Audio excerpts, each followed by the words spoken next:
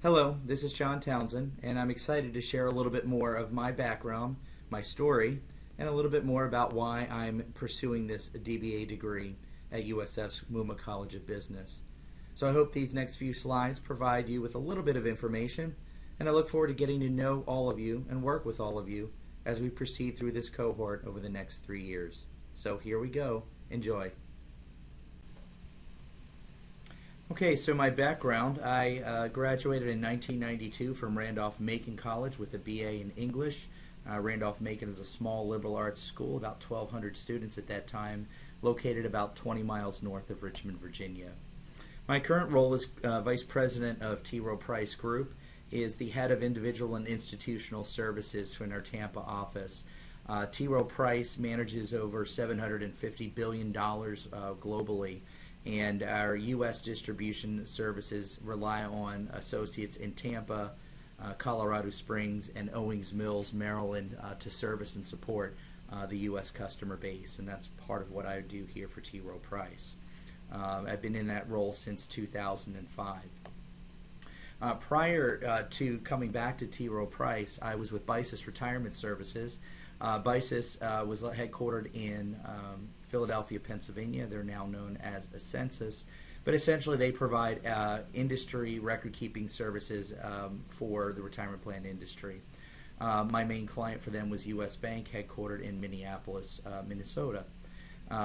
Before that, I had spent a good 11 years with T. Rowe Price, both in Baltimore and in Tampa.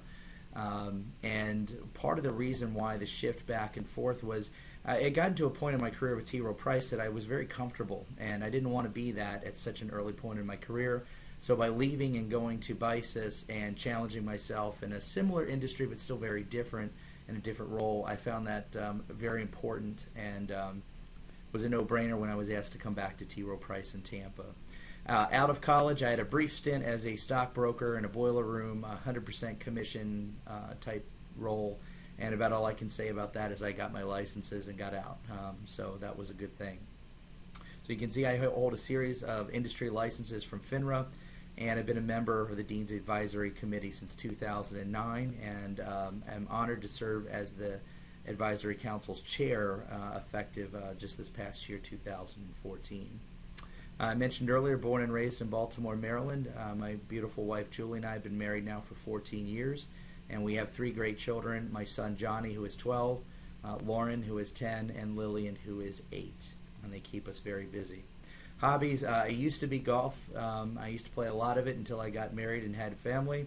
Then I started running. I've done half marathons and marathons, but as you can see from my current condition, those are a few years in the rear. I haven't been doing a lot of that. So instead, I've been spending most of my time on cooking and therefore eating. So those are my backgrounds and my hobbies.